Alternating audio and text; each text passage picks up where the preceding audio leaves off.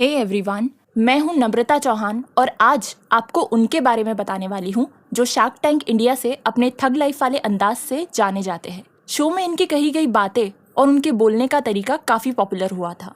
तो आइए जानते हैं एक इंडियन फिनटेक कंपनी भारत पे के एक्स को फाउंडर और मैनेजिंग डायरेक्टर अशनीर ग्रोवर के बारे में।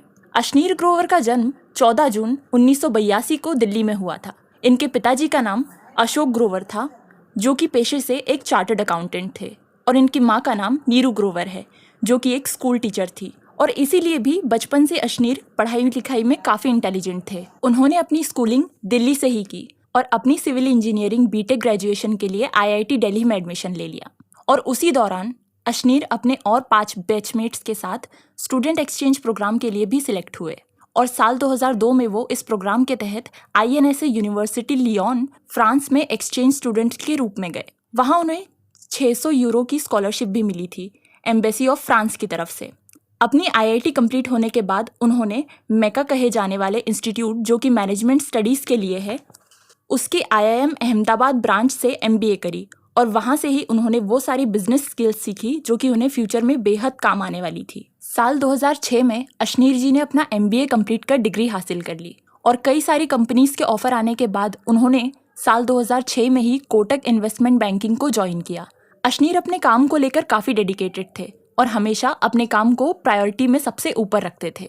7 साल उस कंपनी में काम करते करते अशनीर वहाँ के वाइस प्रेसिडेंट बन चुके थे, पर उन्हें लगा कि अगर उन्हें लाइफ में और प्रोग्रेस करना है तो उन्हें अब कंपनी बदलने की ज़रूरत। तो बस इसी ख्याल के चलते 2013 में उन्होंने इस कंपनी को छोड़ दिया और यहाँ तक आते आते अशनीर अपने फाइनेंशियल गोल्स हिट कर चुके थे और फाइनेंशियली काफ़ी स्ट्रांग थे। इसके बाद वो अमेरिकन एक्सप्रेस के साथ साल 2013 से 2015 तक बतौर डायरेक्टर ऑफ कॉर्पोरेट डेवलपमेंट काम करते रहे, जिसके बाद 2015 से 2017 तक वो ग्रोफर्स के चीफ फाइनेंशियल ऑफिसर भी रहे, जिसके चलते उन्होंने ग्रोफर्स को एक बड़ा ब्रांड बना दिया और ग्रोफर्स के लिए $170 मिलियन रेस करने में बहुत बड़ा योगदान दिया।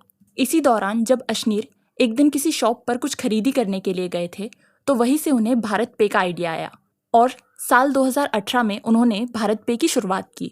और इस ऐप को लोगों तक पहुंचाने के लिए उन्होंने 2020 में रोहित शर्मा, जसप्रीत बुमराह और KL राहुल को भारत पे का ब्रांड एम्बेसडर बनाया, जो कि इस कंपनी के लिए काम कर गया। और सिर्फ कुछ सालों में ही इस ऐप के सिर्फ प्ले स्टोर पर ही 1 करोड़ से भी ज़्यादा डाउनलोड्स हुए और इन डाउनलोड्स से ही इस ऐप की सफलता का अंदाज़ा लगाया जा सकता है। अगस्त 2021 में सोहेल समीर भारत पे के CEO और अशनीर ग्रोवर मैनेजिंग डायरेक्टर बने।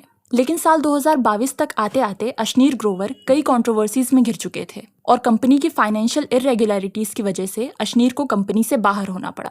पर एक बात तो पक्की है कि उन्होंने एक बहुत बड़ी कंपनी बनाने में अपना पूरा योगदान दिया। तो बस यही थी कहानी अशनीर ग्रोवर की। उम्मीद है आपको ये वीडियो पसंद आई होगी।